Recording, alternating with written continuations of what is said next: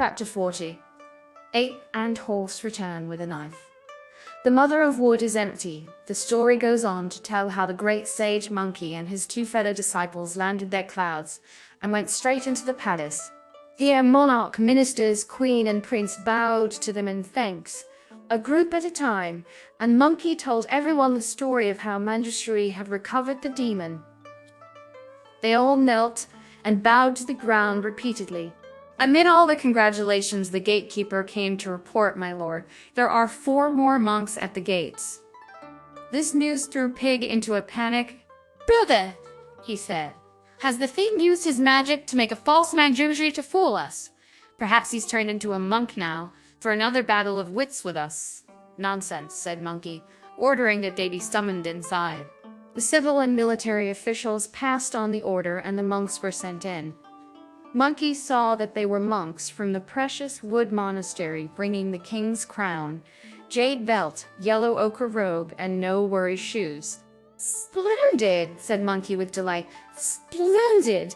He then asked the lay brothers to step forward and made the king take off his monastic headcloth and put on his crown, remove his cotton habit and don his robe of yellow ochre, replace his silk belt with the jade belt, and kick off his monastic sandals for his no-worry shoes.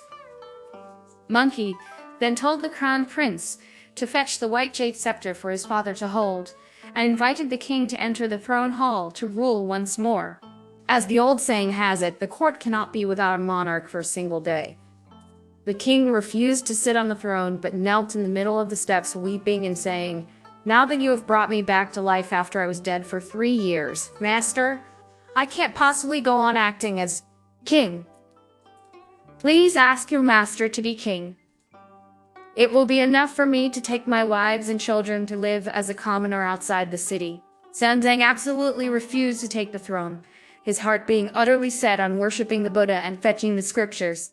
The king then offered the throne to Monkey, who said with a laugh, "I tell you frankly, gentlemen, if I'd wanted to be a king, I could have been the king of every country on earth.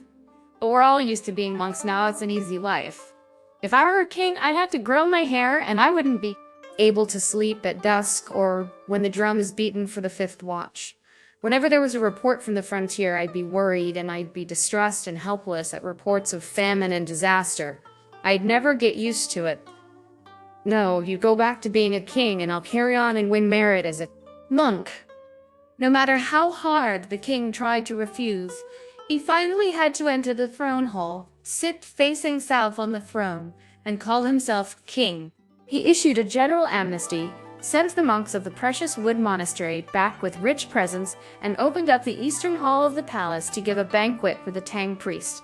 He also sent for painters to paint portraits of the Tang patriarch and his 3 disciples to hang in the throne hall. Now that they had restored the country to peace, the master and his disciples did not want to stay long.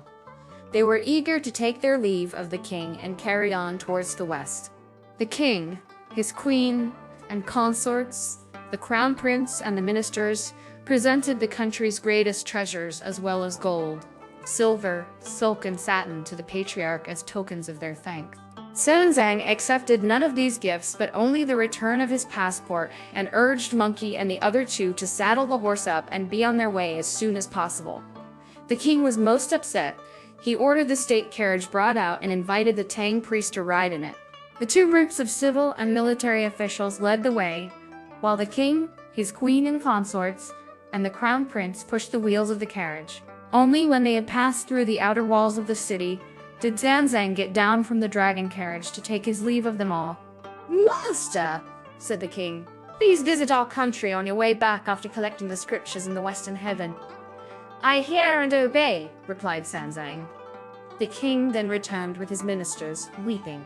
The Tang priest and his 3 disciples made their way along a twisting road, single-minded in their determination to worship at the Vulture Peak.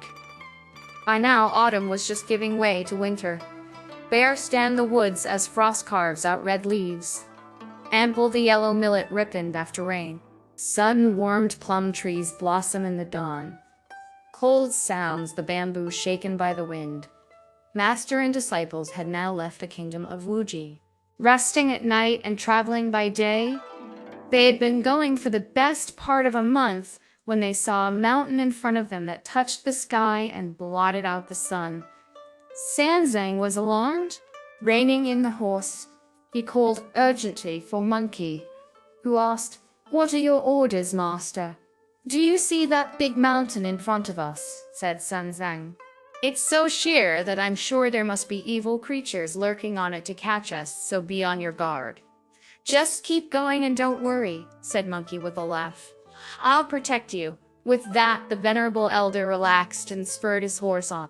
When they reached the craggy mountain, they saw that it was indeed precipitous. Is it high? It touches the azure firmament. It is deep. Its chasms open down to hell. Before the mountain, white clouds always billow. Swirling black mists, red blossoming plums, emerald bamboo, green cypresses, and bluish pines. Behind the mountain is a lofty soul-gripping pillar, concealing the fantastic caves of monsters. Springs flow from the caves with cheerful voice, and down ravines that twist and wind. 8 swing from the sky to offer fruit. Stags carry many branching antlers, while river deer shyly watch the strangers. At dusk, the tigers climb to seek their dens. Dragons emerge at dawn from out of the waters. A sudden mighty roar at a cave's mouth sends birds noisily aloft with fright. See how the woodland beasts skulk off. At the sight of all these birds and beasts, the human heart beats hard in terror. Spacious as halls are the caves, all lined up along the peaks. The granite rocks are colored like pieces of jade. Mist covers all as if with greenish gauze. Master and disciples were already frightened enough when a red cloud emerged from a fold in the mountain and rose straight up into the sky, where it formed a ball of fire. Monkey was horrified. As he went to take a closer look, he pushed the master's leg to get him off the horse and said, "Brother, stay here. An evil spirit's coming." In their alarm, Pig grabbed his iron rake and Friar Sand his staff as they stood guard on either side of the Tang priest. Here the story divides into 2. The red light was indeed from an evil spirit who had heard tell some years earlier that a Tang priest from the east, a reincarnation of the venerable golden cicada, and a holy man who had cultivated his conduct through 10 successive lives, was going to the western heaven to fetch the scriptures. Anyone who ate a piece of his flesh would live as long as heaven and earth. The evil spirit had been longing day in and day out for him to arrive, and now he was here. As the evil spirit looked at them from midair, he saw the 3 disciples ready for action as they guarded the Tang priest on his horse. The spirit was full of admiration. "Now there's a monk for you," he said to himself. "I can just make out a fat, white-faced monk riding a horse. That must be the holy Tang priest. But why is he surrounded by these 3 hideous monks? They've all clenched their fists, their sleeves are rolled up, and they're armed. They look as if they're ready for a fight. I wonder if any of them is sharp-eyed enough to see what I am. Looking the way that I do, I haven't a hope of eating the Tang priest's flesh." After he had been arguing it over for some time, he said to himself, "If I try swooping down to grab him, I won't get anywhere near him. I'll only get him if I trick him through. Cunning. Once I've hoodwinked him, I can think of some crafty scheme that's bound to catch him. So I'll go down and try a few games with him." A splendid evil monster then dispersed his red light and brought his cloud down to land on the mountainside, where he turned himself with a shake of his body into a naughty boy of 6, stark naked, tied hand and foot to the top of a pine tree and shouting, "Help! Help!" When the great sage monkey looked up again and saw that the red cloud and the fire had completely disappeared, he told the master to remount and be on his way again.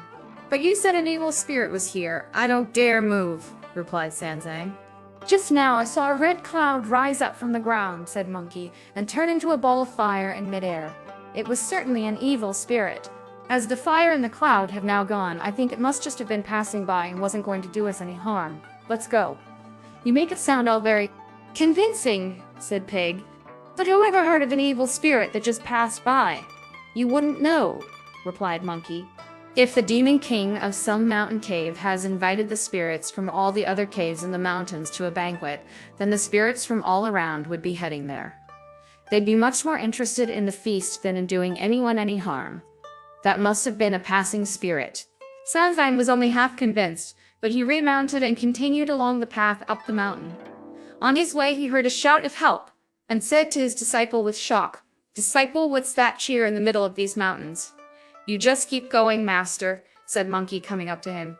"Stop worrying about chairs, whether they're carried by people or mules, or whether they're open-topped or litters. Even if there were a chair here, there'd be nobody to carry it for you." "I'm not talking about chairs for carrying, but about chairs," said Sanzang. "I know," said Monkey, "but it's no concern of yours. You just keep going." Sanzang did as he was told and whipped his horse forward. About a quarter of a mile later, he heard another shout of help. "Disciple," he said, "that's no goblin or demon shouting. If it were, there'd be no echo. Listen to those shouts one after another. I'm sure it's someone in trouble. We must go to the rescue." "Master," said Monkey, "let's have a rescue." "Master," said Monkey, "let's have a bit less of that compassion until we've crossed the mountain. Then you can be as compassionate as you like. This is an evil place. You must have heard how things can become spirits just as creepers attach themselves to trees. Most of them are no trouble, but there's one kind of python that's developed its powers for so long that it's become a spirit. It's got an amazing knowledge of the names people had as children. If you don't reply when it calls your name out from the undergrowth or from a mountain hollow, you'll be fine. But if you answer a single word, it'll grab your soul and will surely come and kill you the next night. Move! If you get away, you can thank you lucky stars, as the saying goes. Whatever you do, ignore it." The venerable elder still had no choice but to obey and whip his horse on. "I don't know where that damn monster is," thought Monkey. "He just keeps on shouting. I'll have to use separating magic to keep him and the master apart." The splendid great sage then called Friar Sand to him and said, "Lead the horse on slowly while I take a piss. Watch Monkey as he lets the Tang priest get several paces ahead, says a spell to move mountains and make land shrink, and points behind him with his cudgel." Once master and disciples were over the peak, they would have left this demon behind. He then hurried to catch up with the Tang priest and press on up the mountain. But Sanzang heard another cry of help from the other side of the mountain. "Disciple," he said, "that poor person is very unlucky to have missed us. We've passed him now. Can't you hear him shouting on the other side of the mountain?" "If he's around, he must still be on this side," said Pig. "It's just that the wind has changed." "Never you mind about whether the wind has changed or not," said Monkey. "Keep moving." From then on, they all stopped talking and wished they could step over the mountain with a single stride. The story switches back to the evil spirit, whose 3 or 4 shouts had found no response. "I've been waiting for the town priest here," he thought, "and I saw that he was only about a mile away. I wonder why he's still not here after all this time. He must have taken a shortcut." He then braced himself, slipped out of his bonds, and went up into the air again in his red light to take another look. He did not notice when the great sage looked up at him, recognized him as an evil spirit, and pushed the Tang priest by his foot off the horse once more. "Brothers," said Monkey, "be very careful. The evil spirit's coming back." Again, Pig and Friar Sand placed themselves on either side of the Tang priest to protect him with their rake and staff. The spirit was full of praise for all this as he noticed it from midair. "What fine monks! I saw the fat, white-faced one on the horse before. Why have the other 3 hidden him? I'd better take a closer look to find out. I'll have to get rid of the sharp-eyed one first before I can catch the Tang priest.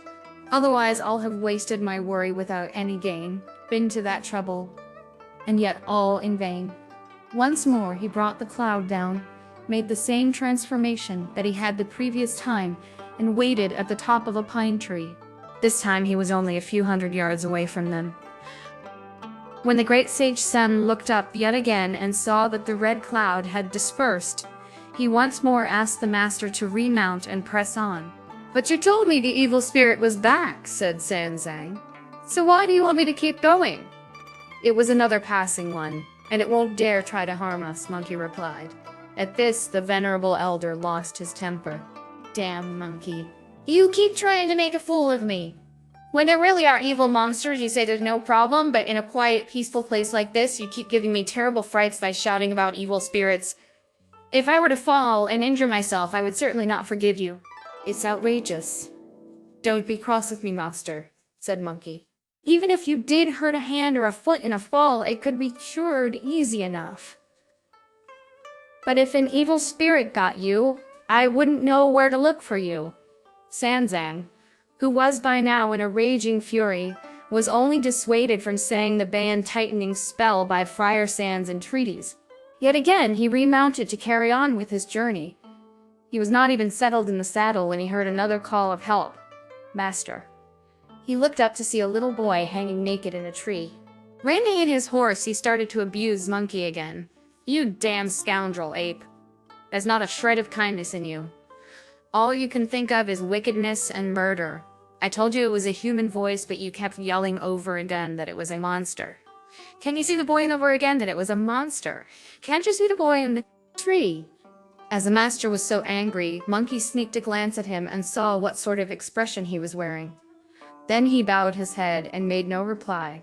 Firstly, because there was nothing he could do, and secondly, because he was afraid that the master might say the spell. When the Tang priest reached the foot of the tree, he pointed at the boy with his riding crop and asked, "Who are your parents? Why are you hanging up there? Tell me and I will save you." Oh dear. He was truly an evil spirit to make himself look like that. But the master only had mortal, fleshly eyes and could not see what he was. The evil spirit put on even more of an act on hearing these questions. "Master," he called, tears pouring down. "I live in a village by Withered Pine Ravine to the west of the mountain. My grandfather was known as Millionaire Hong because he had such a huge fortune. He died a long time ago and left everything to my father. Nowadays, we throw our money around and we're not nearly as rich anymore. That's why my father's called 100,000 Hong. All he likes doing is making friends with all the big shots around and lending his gold and silver at interest. But they were crooks who swindled him out of the lot, and he lost both capital and interest. My father swore never to lend out another penny. Then the people who borrowed from him became so desperate with poverty that they formed a gang. They attacked us in broad daylight with fire and weapons, stole all our goods, and killed my father. Because my mother is so beautiful, they carried her off to be the bandit chief's woman. She couldn't bear to leave me behind, so she hid me in her clothes and went weeping and trembling with the bandits. When they got to this mountain, the bandits wanted to kill me. They only spared me from the sword because of my mother's desperate pleas. Instead, they tied me to this tree to die of cold and hunger. I don't know where the bandits have taken my mother. I've been hanging up here for 3 days and nights, and you're the first people to come past. I must have earned merit in a previous life to have met you in this one, master. If in your great compassion you can rescue me and take me home, I gladly sell myself into slavery in order to repay you. I won't forget what you've done for me, even when I'm buried. Taking all this for the truth, Sanzang told Pig to undo the ropes and bring the boy down. The idiot, not realizing who he was just about to start doing it. This was more than Monkey could bear. "Damn beast!" he shouted. "There's someone here who can see what you are. Cut out all that nonsense and stop trying to fool us. If all your family's goods have been stolen, your father has been murdered and your mother kidnapped, then who are we going to hand you to after we rescue you? What sort of reward will you give us?" It doesn't hang together. It's a pack of lies. This frightened the evil spirit, who realized now that Monkey was an able opponent and was keeping an eye on him. So he trembled and wept as he continued. "Although I've lost both my parents and all my family's goods, I've still got all our land and my other relations." "What relations?" Monkey asked. "My other grandfather lives to the south of the mountain," the evil spirit replied, "and my aunt's home is north of the ridge. Lee, the fourth from the head of the ravine, is married to my aunt, and Hong, the third in the woods, is a distant uncle. I've also got cousins living around the village. If the venerable master will save me and take me back to the village and my relations, I'll tell them all about the venerable master's kindness in rescuing me. I'll mortgage or sell some land and reward you richly." At this, Pig blocked Monkey's way and said, "Brother, you can't interrogate a little boy like that. He told you that the bandits only took his movable goods. How could they have possibly taken his houses and land? If he tells his relations all about it, the most we'll eat will be an acre and a half's worth, no matter how big our appetites are. Let's save him." All the idiot could think about was his stomach. He did not care at all whether he was acting wisely as he cut through the ropes with his monk's knife and let the demon down from the tree. The demon then from the tree. The demon then kept kowtowing and weeping copiously in front of the Tang priest's horse. The tender-hearted priest said, "Come up on the horse, boy, and I'll carry you with me." "Master," said the boy, "my hands and feet are numb after hanging by them for so long, and my back is hurting too. Besides, we villagers don't know how to ride." The Tang priest then told Pig to carry the evil spirit, who still wrinkled at Pig and said, "Master, my skin is so tender after being frozen that I couldn't bear to have this gentleman carrying me. His long snout, big ears, and the bristles on the back of his head would stick into me something terrible." "Friar Sand," said the Tang priest, "you carry him." The boy then took a glance at Friar Sand and said, "Master, when the bandits raided our house, they gave me a terrible fright. They were all made up like actors, wore false beards, and carried sticks and swords. The sight of that evil-looking reverend gentleman scares the wits out of me. I wouldn't dare let him carry me." The Tang priest then told Monkey to carry the boy, to which Monkey agreed with a chuckle. The monster concealed his delight as he docilely let Monkey carry him. Monkey pulled him over to the side of the path and tried him for weight. The boy was only about 3 pounds 10 ounces heavy. "Damn you, you demon," said Monkey. "You die today. How dare you try your tricks on me?" "I know that you're one of those. I'm the son of a good family who's had the bad luck to meet with disaster," protested the demon. "What do you mean by calling me one of those?" "If you're the son of a good family," said Monkey, "then why are your bones so light?" "I have very small bones," said the demon. "How old are you?" Monkey asked. "6 this year," the demon replied. "You still ought to put on at least a pound a year," said Monkey with a smile. "You should weigh at least 6 pounds. How come you're less than 4? I wasn't breastfed as a baby," said the demon. "Very well then," said Monkey. "I'll carry you. But mind and warn me if you need to piss or shit." Sanzang then pressed ahead with Pig and Friar Sand, while Monkey brought up the rear with the demon on his back. They carried on towards the west, as this poem proves. High fiendish dangers face high virtue. The stillness of meditation gives rise to evil spirits. When the heart lord is upright and takes the middle way, Wood's mother foolishly treads the wrong path. The thought horse silently nurses desires. The yellow wife wordlessly worries and grieves. When the stranger prospers, he rejoices in vain. From just this place must one vanish. As the great sage Monkey carried the evil spirit, he felt very resentful of the Tang priest for not realizing how hard the going was for him. "It would be bad enough to cross these high mountains empty-handed, but he has to make me carry someone else too.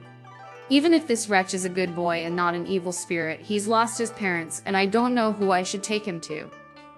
Best thing would be to dash him to the ground and finish him off." The demon knew what Monkey was thinking, so he drew in 4 deep breaths from all around, then blew them out again on Monkey's back, which made Monkey feel he weighed 1,000 pounds. "You're using extra weight magic to weigh me down, my lad," laughed Monkey. This made the monster afraid that Monkey was going to kill him, so he got his spirit out of his body and sprang up into the 9th layer of cloud. Now that Monkey was finding the load on his back even heavier, he grabbed the boy and smashed him so hard against a rock by the path that the boy's body looked like minced pork. Then, just to make sure that the boy would give no more trouble, Monkey tore off all 4 of his limbs and ripped them into little pieces that he scattered on both sides of the path. At this, the demon, who was watching from midair, could hold back his fiery temper no longer. "This ape of a monk is thoroughly vicious," he said. "Evil spirit wanting to kill your master I may be, but I've not yet laid my hands on him. How could you butcher me so atrociously? If I hadn't anticipated and got my spirit out, you'd have slaughtered me in cold blood. I'm going to catch the Tang priest here and now. If I delay any longer, he will become too clever." The splendid evil spirit then conjured up a whirlwind in midair. It was a terrible one that sent stones and dust flying. What a splendid wind! The bowling whirlwind carried a stench over clouds and water. The sun and moon were blacked out by its pall. The trees along the ridge were soon uprooted. The flowering plants were flattened, trunks and all. Sand-blinded travelers could barely walk along. The paths were blocked by many a crushing rock. Its swirling mass made all the earth seem dark. The mountain creatures screamed and howled from shock. It blew so hard that Sanzang could barely stay on his horse, Pig could not look straight ahead, and Friar Sand had to bend and cover his face. Realizing that this was a devil's wind, the great sage rushed forward to catch them up, but the demon had already scooped the Tang priest up in his wind. Sanzang had disappeared without a trace. Nobody could tell where he had been taken or where to start looking for him. Before long, the wind fell and the sun was shining again. Monkey went up and saw that the white dragon horse was trembling and neighing. The luggage had been thrown into the path. Pig was hiding under a crag and whimpering, and Friar Sand was squatting, howling on the mountainside. "Pig!" shouted Monkey, and recognizing his voice, the idiot looked up to see that the storm was over. He climbed to his feet, grabbed hold of Monkey and said, "What a wind!" Friar Sand came forward too and said, "That was a twister, brother." "But where's the master?" "The wind blew so hard," said Pig, "that we all had to hide our heads, close our eyes, and take cover. The master lay down on the horse's back." "But where's he gone now?" Monkey asked. "He must have been blown away by the wind as if he were made of rushes," replied Friar Sand. "Well, brothers, we might as well split up here and now," said Monkey. "Yes," said Pig, "the sooner the better. It would be a very good idea if we all went our separate ways. This journey to the western heaven is endless. We'll never get there." Hearing them saying this made Friar Sand shudder and turn numb. "Brothers, what terrible things to say," he said. "We all committed crimes in our earlier lives and were converted by the Bodhisattva Guanyin, who administered the vows to us and gave us our Buddhist names. We all adopted the Buddhist faith and volunteered to protect the Tang priest on his journey to the west to worship the Buddha and fetch the worship the Buddha and fetch the scriptures. This is how we are going to atone for our crimes. If we give up here and talk about going our separate ways, we'll fail to do the good deeds the Bodhisattva asked of us, and we'll disgrace ourselves. People will jeer at us and say that we've got no staying power." "You're right, brother," said Monkey. "But why wouldn't the master do as he was told?" "My fiery eyes and golden pupils can tell good from evil. The whirlwind just now was caused by the boy who was hanging in the tree. I could see he was an evil spirit, but neither of you nor the master could. He thought the boy was the son of a good family and made me carry him.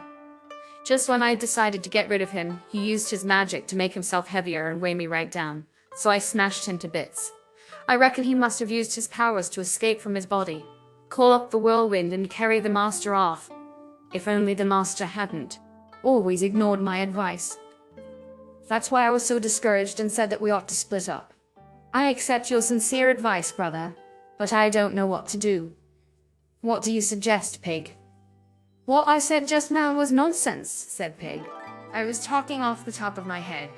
Of course we shouldn't split up.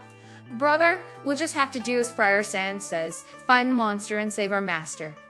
"Yes, brother," said Monkey cheerfully, his anger now gone. "Let's all pull together. Get the baggage and the horse ready, and we'll go up the mountain to find the demon and save our master." The three of them pulled themselves up the mountainside and across ravines with the help of creepers, covering about 20 miles without finding any trace of the demon. The mountain was completely without birds and beasts, but there was many a tall pine. By now Monkey was really anxious, so he sprang up on a craggy peak, shouted "Change," and gave himself 3 heads and 6 arms, so that he looked just as he had when he made havoc in heaven. Then he shook his gold-banded cudgel so that there were 3 of that too. With much whacking and thwacking, he lashed out wildly to the east and to the west, clearing paths both ways. "This is terrible, brother," said Pig to Friar Sand. "Monkey'll never find the master this way. He's just in a furious temper." Monkeys lashing about flushed out a whole crowd of poverty-stricken local gods dressed in rags and tatters, with no seats to their breeches or legs to their trousers. They all knelt on the mountain slope and said, "Great sage, we mountain gods and local deities pay our respects."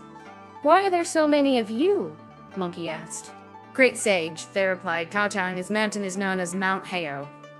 It measures 200 miles around, as there is a mountain god and a local deity every 3 miles or so that makes 30 mountain gods and 30 local deities. We heard yesterday that you were coming, great sage, but we have been only greeting you because we could not all assemble quickly enough. That is why the great sage has been so angry. We beg him to forgive us. I'll let you off this time, said Monkey, but I've got something to ask you. How many evil spirits are there on this mountain? Just one, Lord. And Master, they replied, but he's really beggared us. We get hardly any incense or paper offerings burnt for us now, and no food or blood at all. We have to go hungry and naked. How many evil spirits could we possibly support? Which side of the mountain does he live on? Monkey asked. Neither, they said. In the middle of the mountain there's a ravine called the Withered Pine Ravine, and beside it there's a cave called the Fire Cloud Cave. In the cave lives a demon king who has tremendous magic powers. He's always capturing us mountain gods and local deities to tend his kitchen fire and watch his door, or to make us carry bells and shout to clear the way for him at night. And the little devils expect us to make regular payments to them too. You are all gods from the spirit world, so where can you get money from? Monkey asked. We haven't any, the gods replied. We have to muster all of us spirits morning and evening to catch a few deer, and if we haven't anything to offer, they'll come to tear down our shrines and take off our own clothes. He's made life impossible for us. We beg and beseech you to rid us of this monster and save all the spirits of these mountains. As he controls you and you are always going to his cave, you must know where he's from and what he's called, said Brother Monkey. When we tell you, we're sure you will have heard of him, great sage. They replied, he's the son of the Bull Demon King by Riksasi. He cultivated his conduct for 300 years in the fiery mountains and developed true samadhi fire. His powers are tremendous. The Bull Demon King sent him here to hold this mountain. His name is Red Boy, and his title is Boy Sage King. This name is Red Boy, and his title is Boy Sage King. Was good news for Monkey, who dismissed the local deities and mountain gods, resumed his original form, and jumped down from the peak. Relax, brothers, he said to Pig and Friar Sand. No need to worry anymore. The master won't possibly be killed. The evil spirit is a relation of mine. Stop lying, brother, said Pig. This is the western continent of Cattlegift, and you come from the eastern continent of Superior Body. They're a very long way apart, with thousands of mountains and rivers between them, to say nothing of a couple of oceans. So how could he possibly be a relation of yours? The crowd that turned up just now were the local deities and mountain gods from around here. When I asked them for some background on the demon, they told me he is Red Boy, the son of the Bull Demon King by Roxazy, and he's also known as the Boy Sage King. When I made havoc in heaven 500 years ago, I visited all the famous mountains and people of distinction in the world. The Bull Demon King took me as his 7th sworn younger brother. There were 6 demon kings altogether, and the only reason why I was prepared to call the Bull Demon King my elder brother was because I was a bit smaller than him. So, as this devil is the Bull Demon King's son, and I know his father, I'm his uncle. That means he couldn't possibly harm my master. I must be off straight away. But brother, said Pig with a laugh, 3 years without paying a visit, and the laugh. 3 years without paying a visit, and relations are no longer relations, as the saying goes. You haven't seen him for 500 or 600 years. You haven't even had a drink together or invited him over on holidays? There's no way he'll still treat you as a relation. What a way he'll still treat you as a relation. What a way to judge people, said Brother Monkey. As another saying goes, every piece of duckweed floats down to the sea. People will always meet each other somewhere. Even if he doesn't regard me as a relation anymore, at any rate, he won't harm the master. I don't expect him to treat me to a slap-up meal, but he's bound to give me the tank, creased back in one piece. The 3 brother disciples, their minds once more turned to pious thoughts, led the white horse loaded with the luggage along the path. Without caring whether it was day or night, they had covered some 40 miles when they saw a pine woods through which a stream flowed in a twisting ravine. The water was green and pure, and at the head of the ravine was a stone bridge leading to a cave. Brother, said Monkey, I'm sure the evil spirit must live in that rock face over there. Let's have a council of war to decide who looks after the luggage and the horse and who comes with me to subdue the demon. Brother, said Pig, I'm no good hanging around. I'll come with you. Fine, said Monkey, continuing, Friar Sand, hide the horse and the luggage deep in the woods and guard them carefully, while we two go there to look for the master. Friar Sand did as he was told, while Monkey and Pig went fully armed to the cave. Indeed, the vicious fire of a raw child won.